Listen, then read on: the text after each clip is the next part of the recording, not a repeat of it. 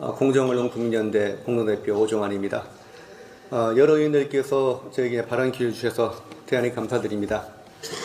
저는 영국의 철학자 존 스튜어트 밀의 격언으로부터 이야기를 시작하겠습니다. 어떤 주장을 뒷받침하기 위해 사실을 선택적으로 사용하는 것은 모든 형태의 기만 중에서 가장 교활한 형태다. 우리 현실과 꼭 들어맞는 예언처럼 들립니다. 여러분들도 특히 선거 때 이런 보도를 홍수처럼 맞으셨을 겁니다. 그 예 중 하나로 지난 대선 때 MBC 뉴스를 보겠습니다. 지난 대선 때 MBC 뉴스 데스크는 대선 참견 시점이라는 가십성 코너를 만들었습니다. 한 달 동안 방송된 내용을 분석을 해보니까 국민의힘에 불리한 기사가 40건 나가는 동안 민주당에 불리한 기사는 단 4건 방송되었습니다. 민주당 대선 기사에는 각종 공약을 넣었고 국민의힘 대선 기사에는 갈등과 정쟁을 넣었습니다. MBC가 의뢰한 여론조사는 문항들이 편파적이었습니다. 국민의힘에 불리한 주제들, 단일화, 갈등, 홍준표 지지층이 이재명 지지로 돌아갔다는데 어떻게 생각하느냐 이런 걸 물어보고요. 이재명 후보에 대해서는 겨우 묻는 게 좌든 우든 일 잘하는 사람을 뽑는 게 중요하다고 말했는데 어떻게 생각하느냐고 물었습니다. 여론조사가 아니라 무슨 블랙 코미디 같았습니다. 선거 때만이 아닙니다. MBC는 비가 오고 눈이 오는 것도 정치적으로 편파 보도를 합니다. 2021년 1월 6일 저녁 서울에 폭설이 내렸습니다. 길이 빙판이 됐고 교통 대란이 일어났습니다. 그날 MBC 뉴스데스크는 서울시민 불편에 별 관심이 없었습니다. 일기예보를 하듯이 서울에도 대설주의보가 내려진 가운데 라고만 보도했죠. 교통 대란을 전한 SBS나 다른 방송들과는 많이 달랐습니다. 다음날 MBC는 호들갑을 떨면서 여러 건의 리포트를 방송했지만 서울시의 허술한 대응에 대한 비판은 거의 없었습니다. 대신에 음주운전을 한 시민을 준엄하게 꾸짖었습니다.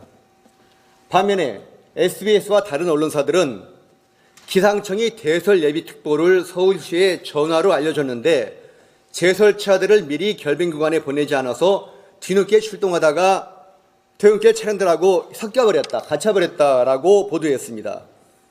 당시 서정엽 서울시장 권한대행이 박원순 전 시장 비서실장을 했던 사람입니다. 제3노조는 성명에서 우파인 오세훈 시장이 서울시장이었어도 이렇게 보도했겠느냐라고 물었습니다. 그에 대한 답이 이번에 나왔습니다. 지난주 목요일이었죠. 퇴근 시간에 서울 경기에 폭설이 내렸습니다. MBC 뉴스데스크는 리포트 제목에 제설 늦어 도로 통제라고 썼습니다. 하지만 기사에는 그런 말이 한마디도 없었습니다. 기자가 아직 취재를 못했는데 제목에 마음대로 제설이 늦었다고 붙인 겁니다. 왜 그랬을까요? 서울시장이 국민의힘 소속이라는 차이 말고는 다른 이유를 못 찾겠습니다. 비가 와도 마찬가지입니다. 서울에서 수해가 일어난 2022년 8월 9일 MBC 기사를 보면 배수 개선 대책이 지연된 게 마치 오세훈 시장 때문인 것처럼 느껴집니다. 이에 반해 SBS는 KBS가 먼저 나오는군요. 박원순 시장 때 예산이 대폭 삭감됐다.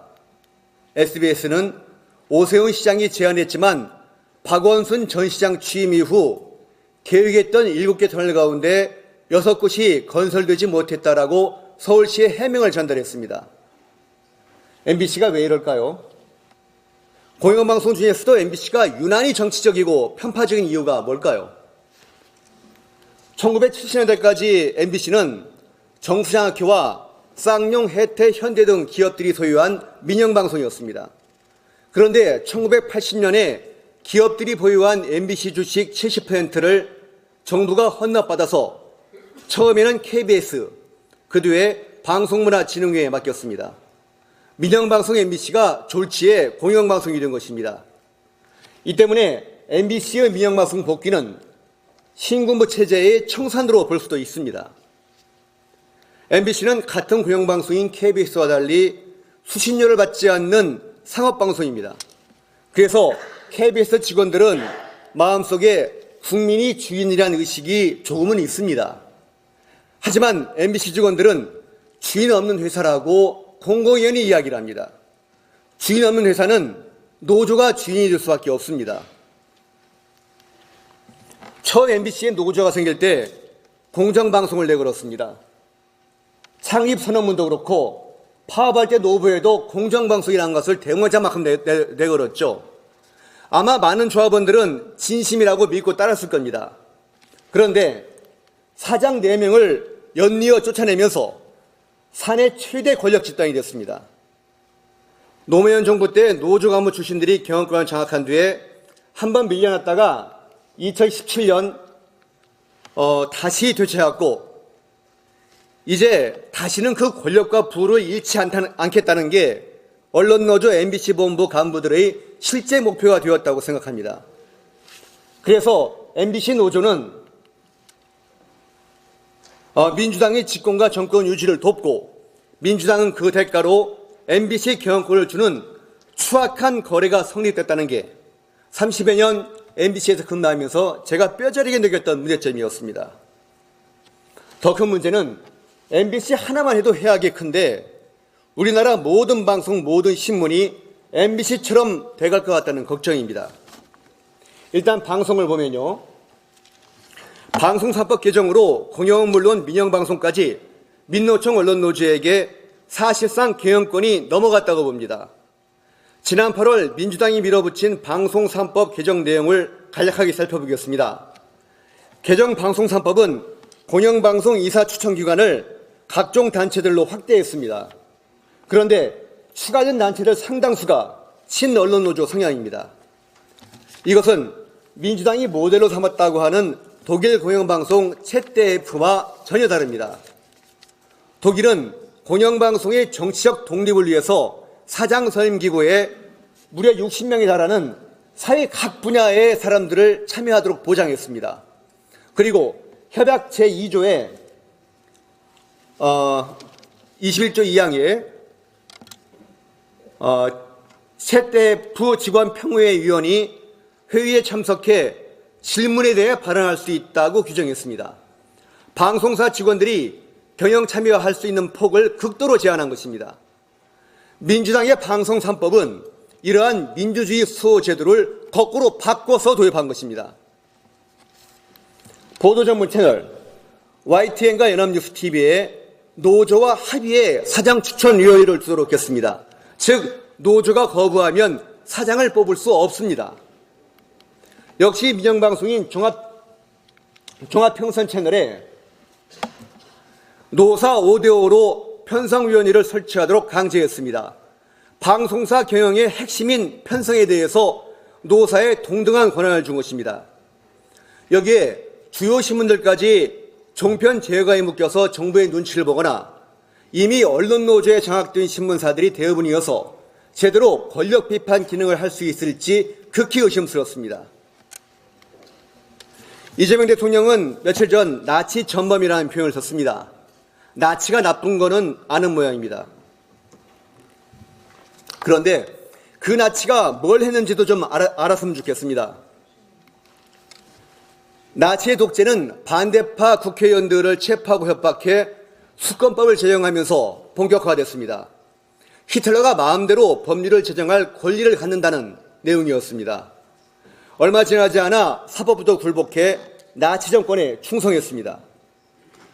나치가 무엇보다 중요시한 것은 언론 통제였습니다. 비판적인 신문사들을 폐간시키고 정하는 언론인들을 강제 수용소로 보냈습니다. 괴벨스는 언론은 정부의 손 안에 있는 피아노가 되어야 한다고 말했습니다. 아무리 봐도 우리나라가 이쪽으로 가는 것 같은 걱정이 듭니다.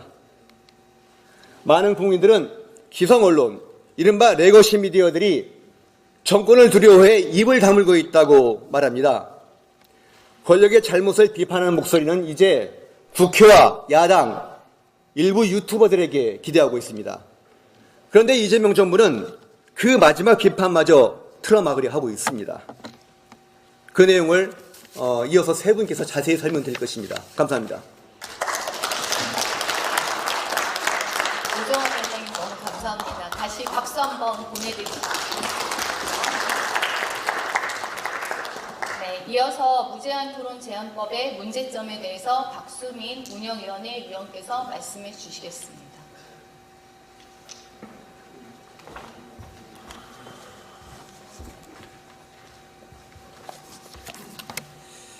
예, 박수민 의원입니다. 법 개정 내용은 단순한데 함의가 무거워서 이 실제 무제한 토론에서 고군분투해 주셨던 선배 동료 의원님들 사진을 좀 모아봤습니다. 저희는 필리버스터를 왜 하느냐 뭐 이런 생각도 하고 그것이 하루밖에 지연이 안 되는데 왜 하느냐 하는데 막상 사진으로 모아놓고 보니 정말 소중하다는 생각을 하게 됐고요.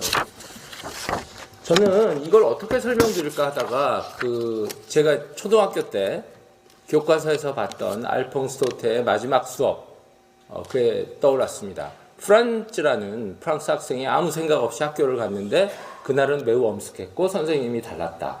알고 보니 알자스 로렌 지방이 독일에 점령당하면서 프랑스어 모국어 수업이 마지막인 날 선생님이 남기신 명문장이 어떤 민족이 노예가 될 수는 있는데 모국어를 지킨다면 감옥을 탈출하는 열쇠를 지닌 것과 같다. 이렇게 가르쳐 주시죠. 저희가 필리버스터는 앞으로 많이 방해받을 수 있습니다. 쉽지 않을 수 있고 또 한다 하더라도 좀 짧을 수 있는 것 같은데 저희가 필리버스터의 정신을 기억하는 것이 저희가 민주주의가 봉쇄되는 이 현실을 파쇄하는 열쇠가 될 수 있지 않을까 해서 마지막 수업을 소환해 봤습니다. 법은 크게 6개 법안이 나왔는데 그중에 중요 내용은 민형배, 문금주, 문진서관 마지막에 나온 문진서관이 가장 중요했고요. 그런데 이게 또 마지막에 융복합이 돼서 최종 대안으로 올라왔는데요. 대안의 내용만 간단히 설명드리겠습니다. 예, 크게 두 가지 조항이 작동합니다. 교섭단체 대표 의원, 예를 들어 김병기 의원이 의사 정족수 충족, 이게 5분의 1입니다. 제적의원에. 그래서 60명이 차지 않았다. 이걸 채워달라고 요청하면 국회의장은 회의 중지를 선포할 수 있습니다. 필리버스터가 중지되는 것은 아니고 본회의가 정회된다. 예, 이렇게 해석하는 것이 맞을 것 같습니다. 그리고 동시에 국회의장만 회의를 진행하는 것이 아니라 국회의장이 지정하는 의원, 김병기 의원, 정청래 의원, 추미애 의원, 그 누가 됐던 지정해서 회의를 대신 지정할 수 있도록 아주 간편하게 해나왔습니다. 시뮬레이션을 좀 해봤습니다. 예, 무제한 토론의 경우 이제 여러분들이 필리버스터에 나오면 당연히 의장이 지정해서 시작하고 동시에 무제한 토론을 종결해달라는 3분의 1 이상의 신청이 시작이 됩니다. 지금 그렇게 하고 있죠. 그럼 앞으로 어떻게 되느냐? 제적의원 5분의 1, 60명이 앉아있을 경우와 60명이 앉아있지 않을 경우 나누어서 보면 단순합니다. 60명이 앉아있을 경우에는 지금처럼 24시간이 지난 후에 제적의원 5분의 3, 180명 이상 찬성으로 무제한 토론 종결을 요청하고 무제한 토론 대상이 됐던 법안 표결에 들어가게 되고 이렇게 될 겁니다. 즉 60명이 항상 앉아있어야 된다. 이 말 뜻이죠. 60명이 앉아있지 않게 되면 제가 아까 말씀드린 대로 교섭단체 대표의원, 예를 들어 김병기 의원이 의사정족수를 채워달라, 60명을 채워달라 요청하고 국회의장은 회의를 정회하게 됩니다. 예, 그렇게 되면 그때 바로 표결에 들어가는 건 아닌 것 같고요. 여전히 24시간이 지난 후에 다시 180명이 모여서 해제 의결을 하고 무제한 토론 해제 의결을 하고 바로 본회의에 들어가게 됐습니다. 현재까지 파악된 대안의 시뮬레이션은 이렇습니다. 그래서 이렇게 되면 여러분들 직관적으로 이해하셨겠지만 60명이 앉아서 필리버스터를 이어가도록 필리버스터를 고문하는 필리버스터 고문법, 결국 모든 국회의원들을 괴롭혀서 특히 저희 국민의힘을 타겟으로 하는 것일 것입니다. 야당을 괴롭혀서 필리버스터를 축소시키고 약화시켜 보겠다는 뜻으로 보입니다. 저는 필리버스터는 무엇인지 기본으로 돌아가서 저희가 한번 상기해 보면 된다고 생각합니다. 필리버스터에 대해서는 벌써 많은 얘기들이 있는데 민주주의 안전장치 이런 얘기입니다. 전체주의와 민주주의가 뭐가 다르겠습니까? 하나의 의견, 권력자의 의견만 따라가다가 사회가 균형을 잃고 좌초하는 것이 전체주의의 숙명입니다. 민주주의는 다양한 의견 속에서 소수의 의견이 결국 커지고 그것이 사회의 균형을 유지하고 발전해 간다. 이 원리입니다. 저는 자동차의 악셀과 브레이크로 이해했습니다. 필리버스터가 없는 민주주의는 악셀만 있는 민주주의고 결국 폭주하게 될 것이고 전체주의의 파국을 맞이하게 된다고 보면 되겠습니다. 필리버스터의 역사는 생각보다 길었습니다. 로마 때부터 행정부에서 정부에서 폭압적인 법안이 통과될 때 시작됐습니다. 밤새워 의회에서 토론을 했다고 하고요. 그 전통은 당연히 이어져서 현대 문명 국가에는 다 있습니다. 미국, 영국, 프랑스 다 있고요. 제가 의결 정족수 등 체크를 해보니까 이 부분에 대해서는 뭐 저희처럼 100명으로 해제할 수 있다, 3분의 2 찬성으로 종결한다, 또 60표로 종결한다, 좀 그런 부분은 진화하고 있었습니다. 그리고 영국 같은 경우는 과반 찬성 투표로 종결하고요. 그러나 필리버스터 제도는 명백히 살아있고 60명이 채우는 것이 옳은가? 이것은 상당히 의문이었습니다. 우리나라의 사례를 보면 우리나라는 민주주의를 정말 존중했던 나라고 민주화를 해냈는데 재헌 국회부터 필리버스터 규정이 있었습니다. 단 한 차례 필리버스터가 폐지됐던 때가 있는데 엄혹한 유신 독재 체제였습니다. 1973년인데요. 지금 1973년에서 50년이 넘게 지났는데 저희는 50년 전에 민주주의로 회귀하고 있습니다. 필리버스터를 촉진하는 것이 아니라 필리버스터를 괴롭히는 법을 마주 대하고 있고요. 최근에 필리버스터는 국회 선진화법에서 동물국회의 물리적 방해, 이것을 필버 시대의 논리적 방해로 전환하면서 2012년에 되살아났고 이번에 큰 위기를 맞게 된 것입니다. 민주당에서 공격하는 가장 큰 논리는 당신들이 필리버스터를 제안해놓고 다 떠나지 않느냐, 본회의장에 앉아있지 않지 않느냐, 이 얘기를 합니다. 국민들은 굉장히 헛갈리실 텐데요. 이 필리버스터를 직접 해보신 의원님들이 아실 것입니다. 이것은 국민을 상대로 하는 고독한 투쟁이고 의사결정, 시간을 지연하기 위한 소수당의 장치이지 가급적 많은 수를 모아놓고 설득하고 대중토론하는 그런 자리가 아닙니다. 그런 이유로 필리버스터는 소수당에 의한 고독한 투쟁이고 의석은 비어있어도 된다. 비어있는 것이 오히려 맞다. 저는 이렇게 생각했고요. 제가 숫자를 그 다음에 한번 조사해 봤는데 새벽에도 놀랍게도 이 실시간으로 또한 생중계되고 있기 때문에 몇천 명이 보고 계십니다. 수백 명이 또 보고 계십니다. 그래서 국회의원 60명이 앉아있는 거, 그것은 야당의 참여 의지를 꺾으려는 나쁜 속셈이죠. 예, 그거는 나쁜 속셈이고 수천 명, 수백 명의 국민이 항시 동적으로 보고 계시고 그것이 시간을 지연시키면서 다수당을 고민하게 만드는 견제장치가 되는 것입니다. 민주당에서는 필리버스터에 대해서 어떻게 좋은 말을 했었는지 제가 찾아보니까 좋은 말들 많이 있습니다. 2016년 필리버스터가 재부활했을 때 이종걸 당시 원내대표, 민주당 대표가 국회의 성숙한 민주주의 토론의 방, 무제한 토론이 국민들의 바람과 갈증을 충족시키는 좋은 장이 되고 있다. 외로운 사투를 이어나갈 것. 민주당 당시 윤재관 부대변 등이 멋진 말을 했습니다. 그리고 놀랍게도 이 필리버스터의 전통은 대한민국 국회에서 김대중 대통령이 시작했습니다. 김대중 대통령을 추앙하고 숭상하는 정당에서 필리버스터를 이렇게 헌식잔처럼 괴롭힌다는 게 충격적이고 참담한데요. 당시에 김준현 의원 체포 동의안이 있었는데 5시간 넘게 김대중 의원이 하면서 회기가 넘어가서 체포 동의안이 부결됐다고 합니다. 근래의 사례는 저희 동료 의원 김재석 의원입니다. 기억하시겠지만 최혜병 특검이 작년에 국회에서 일방적으로 밀어붙였을 때 그때 필리버스터를 했는데 미처 몰랐던 내용들을 파악해서 나는 기권으로 의견을 바꿨다. 반대였던가요? 하여튼 제가 그렇게 기억이 납니다. 그래서 저희 동료 의원들 사이에서도 중요한 것이다. 근데 민주당은 왜 지금 이렇게 필리버스터까지 방해하려고 하느냐? 결국 아무리 생각해봐도 지금 저희가 공부하고 있는 악법들, 이것들을 방해 없이 순조롭게 통과시키기 위한 장치 아니겠습니까? 아니, 의석수도 지금 190석 가까이 지휘하면서 이제 소수당 말도 못하게 하는 것이죠. 아주 논리는 단순합니다.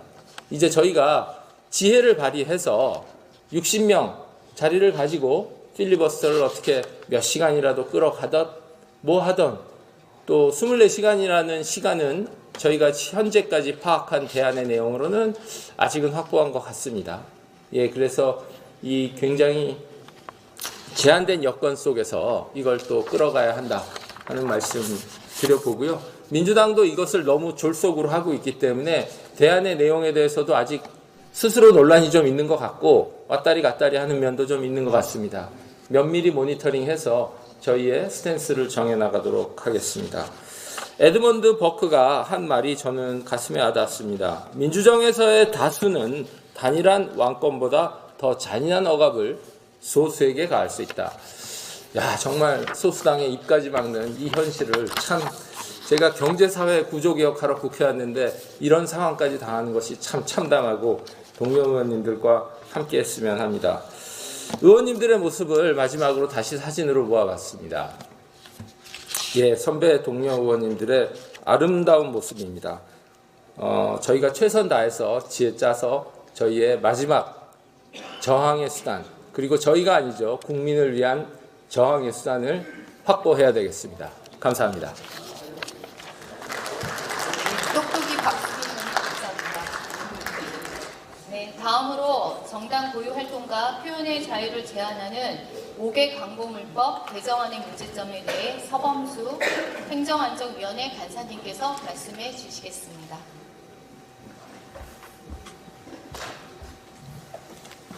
물부터 줍니까?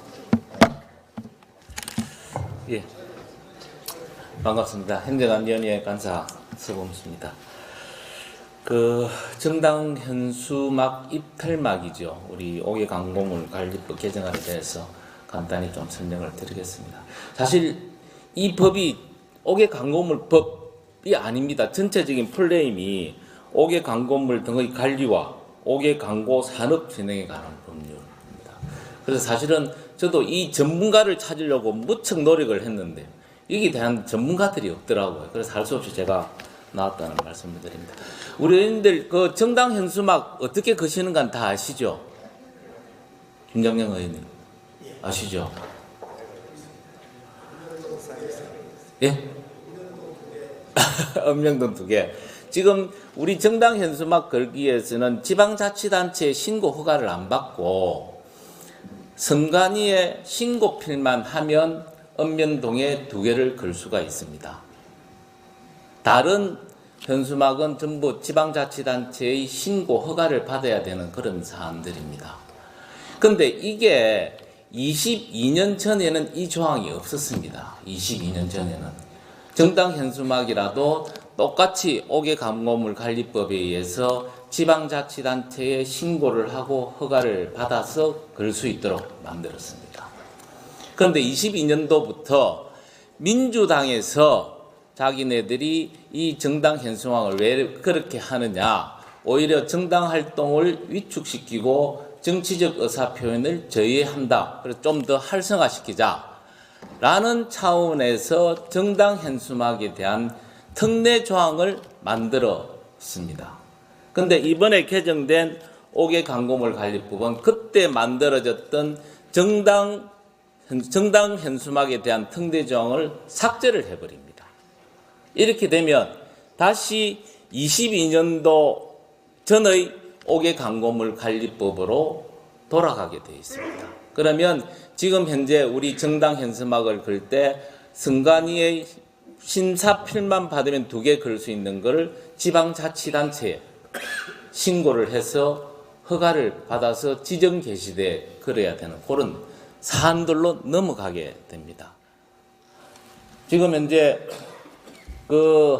개정하는 사안들을 보시면 금지 광고물 대상에 원래는 인종차별적 또는 성차별적 내용이 플러스 인종, 출신, 국가, 지역, 종교 등을 위해서 한 차별적인 내용은 못하도록 되어 있습니다.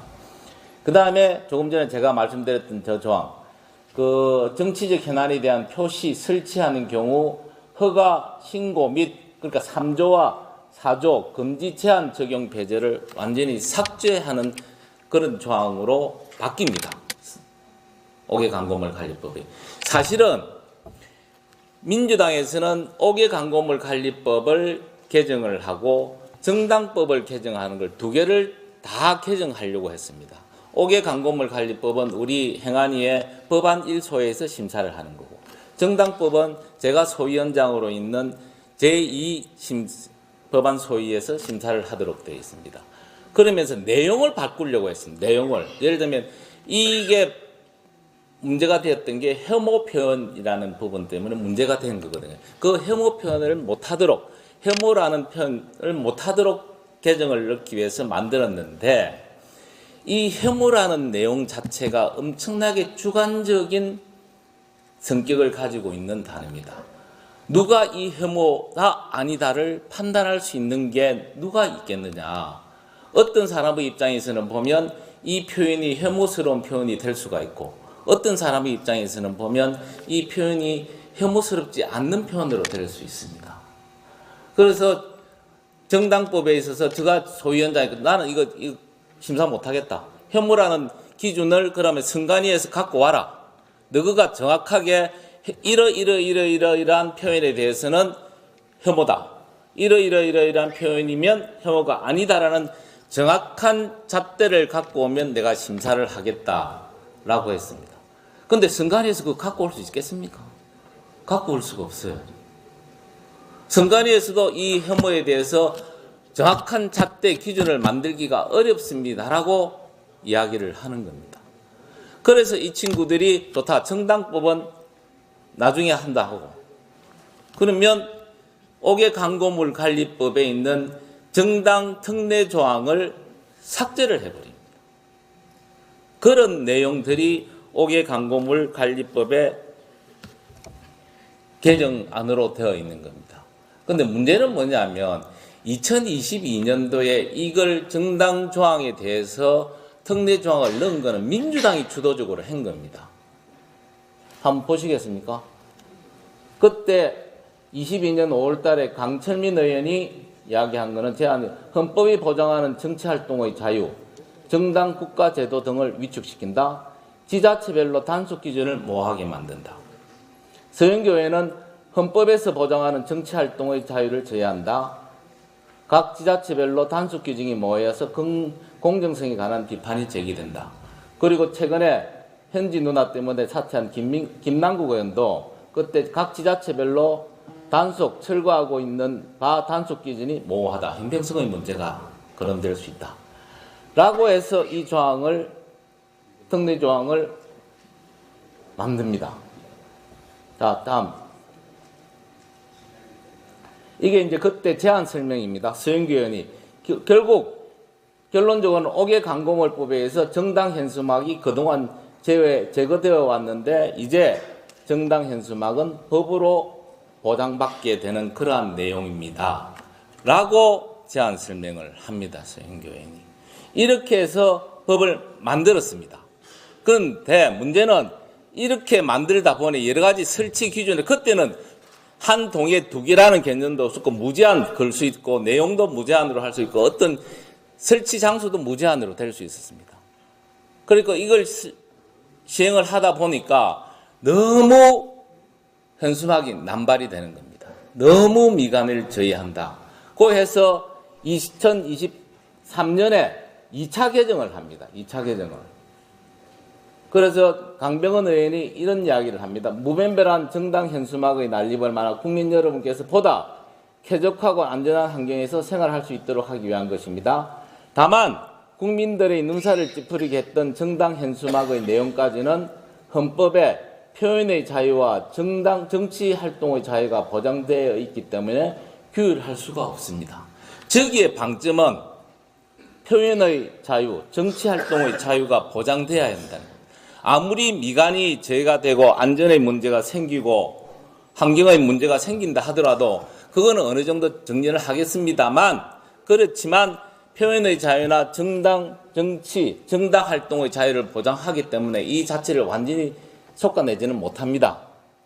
이거는 그대로 유지합니다라는 데 방점이 있는 겁니다. 그래서 2022년, 2023년에는 저렇게 민주당이 정당 활동의 자유 내지는 정치적 의사 표현의 활성화를 강조하면서 그대로 놔뒀습니다. 그런데 이제 정권이 바뀌고 이재명 정부가 들어서는 이걸 바꾸자는 겁니다. 정치적인 의사 표현의 자유 내지는 정당 활동의 자유는 어디로 가버리고 환경이 훼손된다, 미관이 제외된다, 혐오 표현으로 해서 국민들이 많이 피로감을 가진다. 라는 걸 더 방점을 두어서 바꿔버립니다. 그래서 지난 25년 11월 11일 날 이재명 대통령이 국무회의에서 한 발언입니다. 제가 민주당 대표로 있을 때 만든 법이긴 하나 악용이 심하면 법을 개정하든 없애든 해야 되는 것 아니냐. 옛날로 돌아가는 방안을 정당과 협의해라. 저 말이 있자마자 법안 소위에 9일 만에 법안 소위를 통과시키고 10며칠 만에 행안위에 일방적으로 통과를 시킵니다.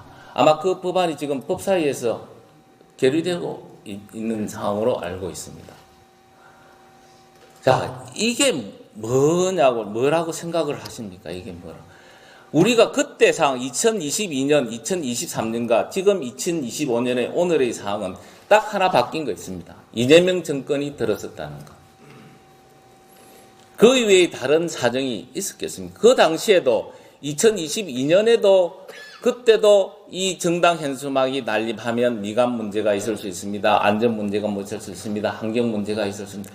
많은 사람들이 그렇게 반대를 했음에도 불구하고 정당 정치의 활성화, 정치적 의사표현의 제고를 위해서 했습니다. 그런데 이제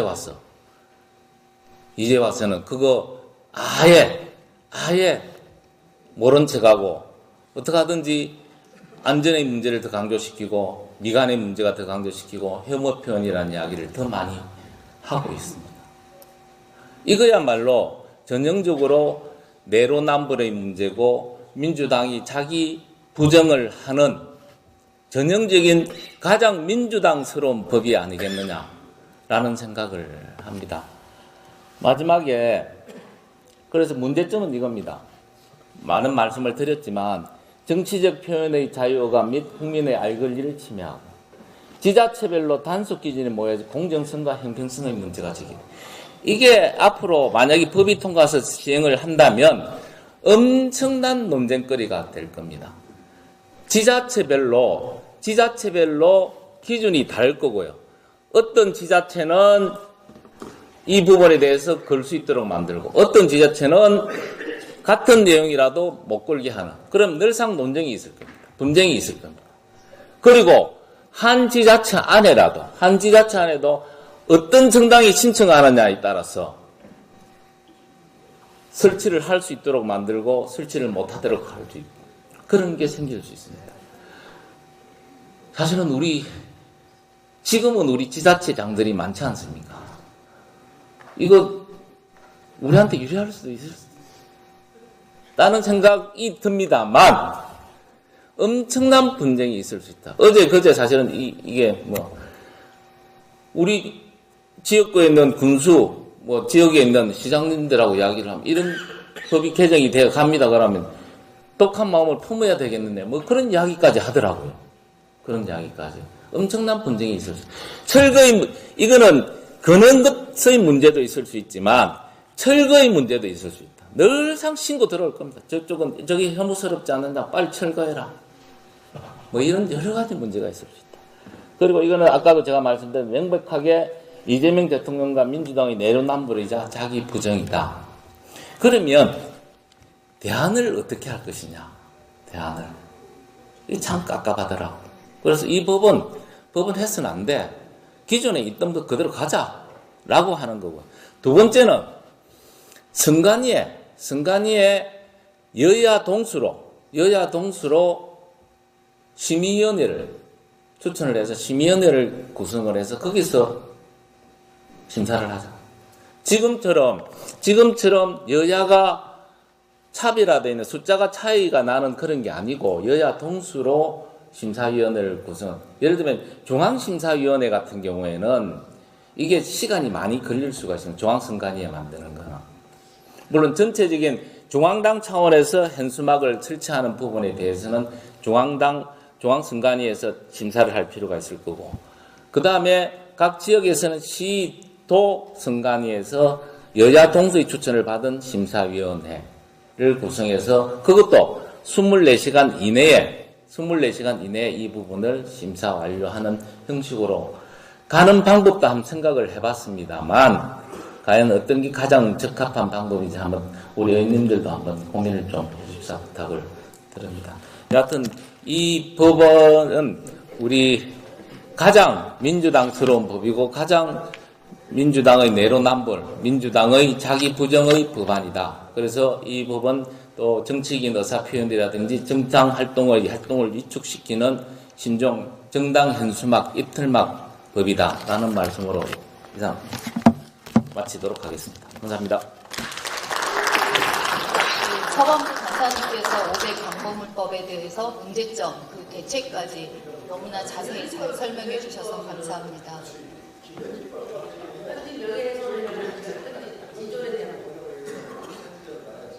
마지막으로 국민의 알 권리와 표현의 자유를 침해하는 정보통신망법 개정안의 문제점에 대해서 홍세우 변호사님께서 말씀해 주시겠습니다. 박수 부탁드립니다.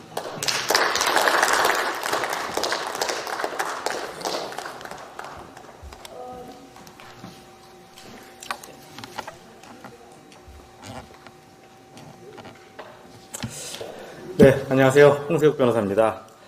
이 정보통신망법 개정안이 민주당 쪽에서 굉장히 많이 나왔습니다. 특히 징벌적 손해배상과 관련해서 굉장히 안이 많이 나왔는데 여러 가지 안을 제가 이제 살펴보다가 최민희 의원 과방위 위원장이죠. 최민희 의원 안을 중심으로 제가 좀 준비를 좀 해봤습니다.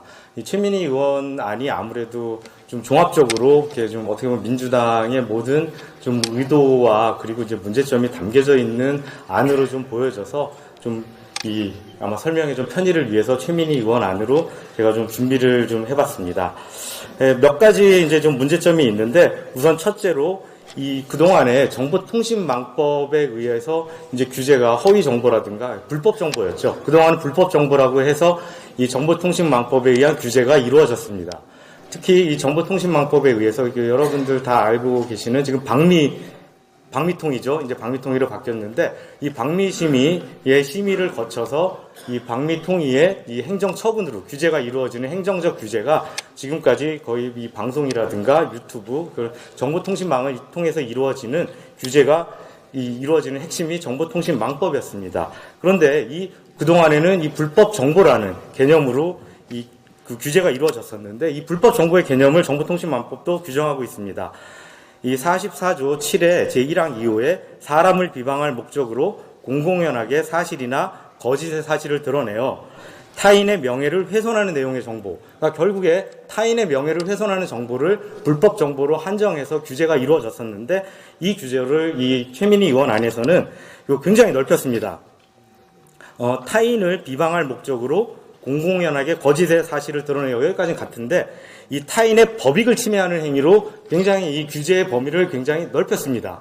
그러니까 그동안의 명예훼손도 어떻게 보면 타인의 법익을 규제하는 극히 일부분에 불과합니다. 그래서 이 정보통신망법으로 규제하는 범위가 명예훼손에 한정돼서 규제가 이루어져 왔었는데 타인의 법익으로 넓혀버리면 예를 들어서 모욕행위 같은 경우는 명예훼손이 아니기 때문에 규제가 그동안에는 방미통의의 규제가 이루어지지 않았습니다. 그리고 인격권 침해 같은 경우 쉽게 이렇게 명예훼손이라든가 모욕에 이르지 않는다 하더라도 그 민사상으로는 이게 많이 이루어지고 있습니다. 민사상의 손해배상 청구로 인격권 침해 같은 경우는 많이 이루어지고 있는데 이 경우에 이 민사상의 그런 손해배상 정도에 이게 한정되어 있었죠. 어떻게 보면 그런 인격권 침해 범위까지 타인의 법익 침해라는 범위로 이제 규정을 해서 이거를 방미통의에 자꾸 이제 방통위로 그동안 말을 하다가 방미통이라고 하니까 좀 어색한데 이 방미통의에 이 규제의 행정적 규제로 범위를 넓혀버린 것입니다.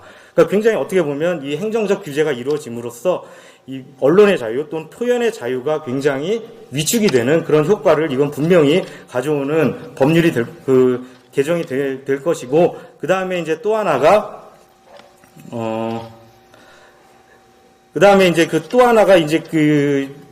지금 이제 국민의힘에서 이제 중국 3법 해가지고 여러 가지 이제 반중 내지는 이런 좀 중국에 대한 반대하는 그런 법률을 좀 제정을 하고 있다 보니까 이것도 좀 주목할 만한 그 내용 중에 하나인데, 이 반복적으로 또는 공공연하게 인종, 국가, 지역, 성별, 신체적 조건 등을 이유로 폭행, 협박, 명예훼손, 모욕 또는 증오심을 선동하는 내용의 정보도 불법 정보로 포함을 해서 지금 개정안을 규정을 했습니다.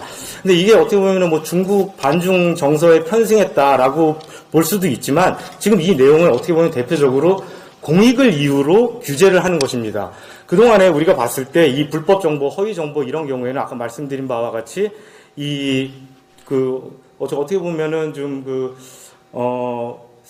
피해자가 있는 범죄였거든요. 명예훼손 같은 경우, 그리고 아까 말씀드린 모욕 같은 경우도 피해자가 있는 경우에 이제 규제를 가하는 것이었는데, 지금 이런 경우에는 이거는 인종, 국가, 지역, 성별 이런 것들은 사실 피해자가 있는 범죄가 아닙니다. 이 경우는 피해자가 있는 행위가 아니라 공익을 위한 행위인데, 이 공익을 위한 행위로 규제를 하는 것에 대해서 우리가 익히 알고 있는 사건이 2008년 미네르바 사건입니다. 미네르바 사건이 그 전기통신기본법 47조 1항과 관련된 사건인데, 당시 이 전기통신기본법 그 내용을 보면은 이 공익을 해야 할 목적으로 타인의 전기통신의 허위 정보를 유통하는 범죄를 형사 처벌하는 범죄였습니다. 그러니까 공익을 이유로, 그러니까 피해자가 없는 상태에서 공익을 이유로 이 규제를 가하는, 형사 처벌을 가하는 이 규정이었었는데, 지금 이게 등장하게 된 것입니다. 처음으로 허위 정보라는 이유, 공익을 이유로 허위 정보 유통을 규제를 하는 이 법령이 이제 처음 등장을 하게 된 것인데, 자, 이 경우에 이제 미네르바 사건을 보자면, 미네르바 사건은 허위 정보라는 게 인정이 됐습니다. 당시 법원에서도 인정이 됐음에도 불구하고 공익이라는 개념이 모호하고, 그리고 뭐 공익을 인식할 수가, 허위라는 사실을 인식할 수가 없었다라는 이유로 무죄가 됐습니다.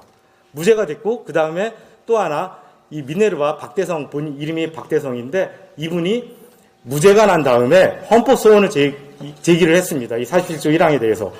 헌재에서 위헌 판결이 났습니다.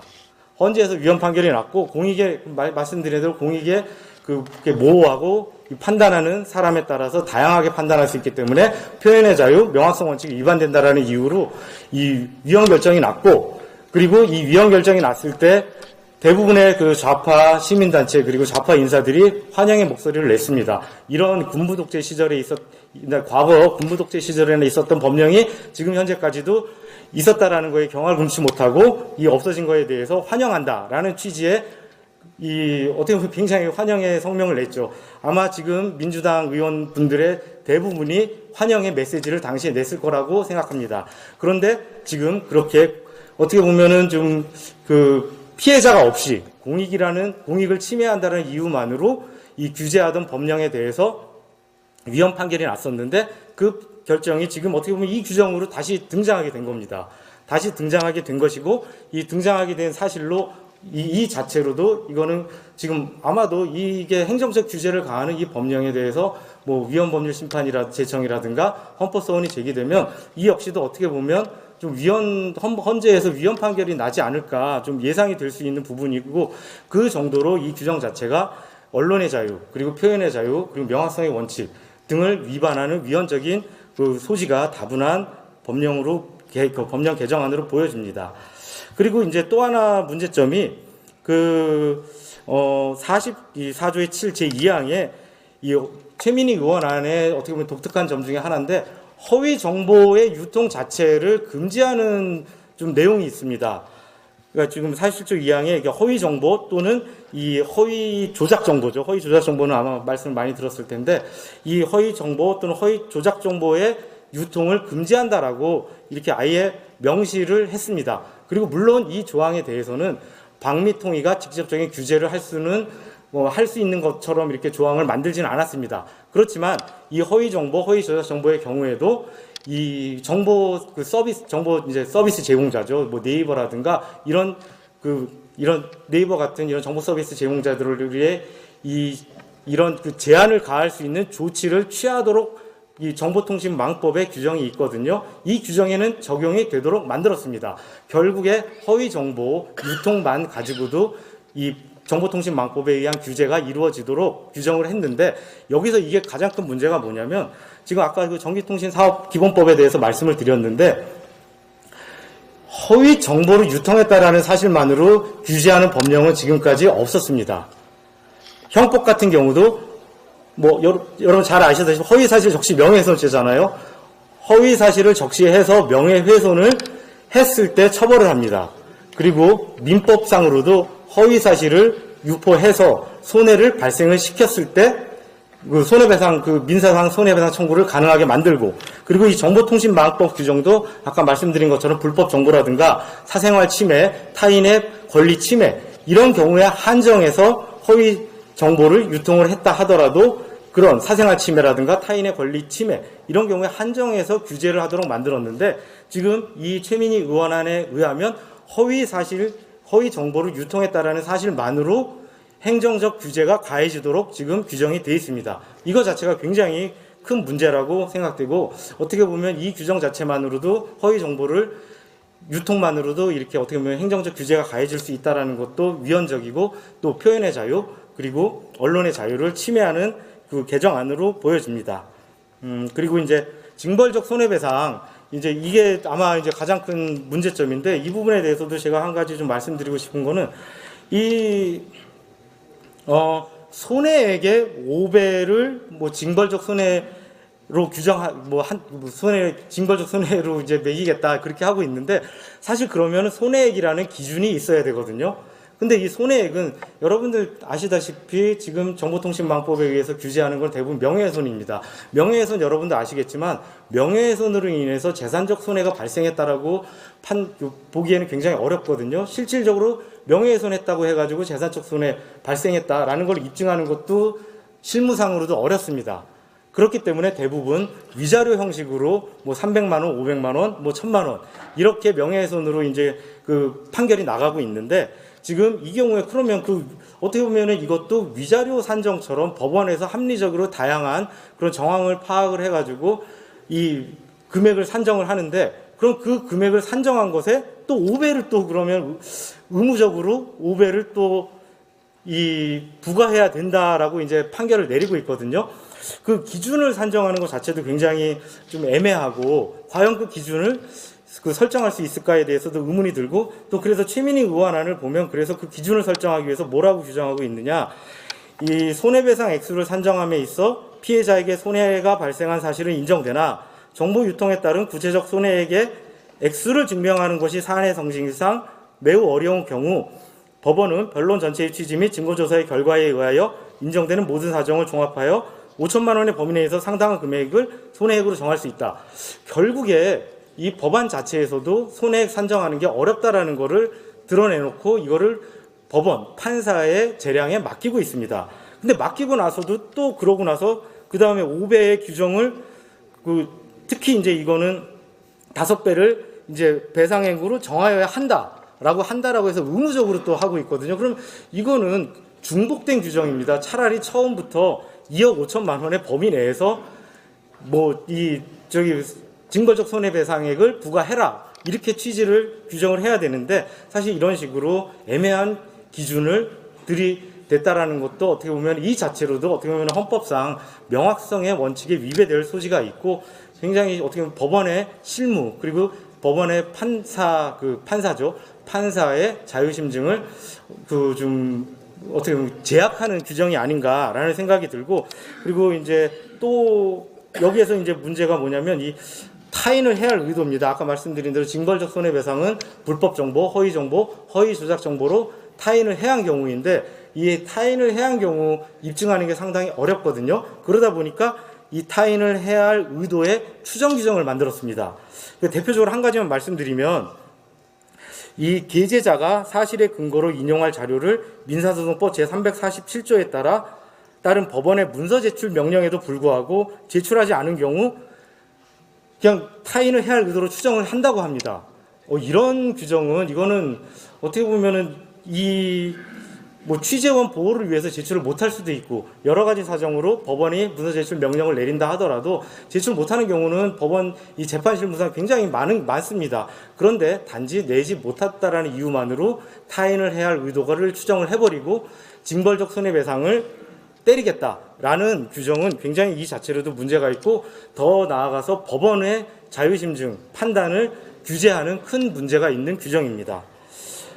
이제 마지막으로 이제 한 가지만 더 말씀드리자면 이 유튜버에 대해서 수익 제한하겠다 이런 규정을 또 넣습니다. 근데 이 유튜버에 대해서 수익 제한을 하는 규정이 유튜브를 하는 이 유튜버들 입장에서는 굉장히 큰 의미고 이 유튜버 수익 제한을 하는 순간 유튜버들의 생계가 끊기기 때문에 이 유튜버들의 표현 그리고 어떻게 보면은 언론의 자유를 상당히 제약하는 조항인데 이 부분에 있어서 이 유튜버의 수익 제한을 할 수 있는 규정을 넣으면서 언론을 제외했습니다. 근데 이게 한편으로 좀 의도를 좀 볼 필요가 있는 게 이 좌파 유튜버들은 대부분 지금 김어준의 경우도 그렇고 그 뉴스타파, 뉴탐사라든가 이런 좌파 유튜버들은 대부분 언론사 등록을 했습니다.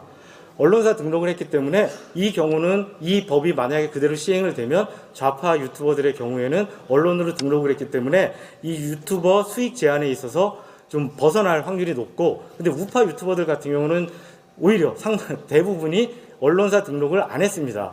그렇기 때문에 이 규정을 시행을 하는 거는 우파 유튜버의 좀 표현의 자유를 제한하고 우파 유튜버들을 우파 유튜버들의 그런 어떻게 보면은 말할 수 있는 권리를 막겠다라는 의도가 아닌가 좀 그렇게 보여지는 규정이기 때문에 이 규정도 좀 문제성이 있는 규정으로 좀 보여집니다.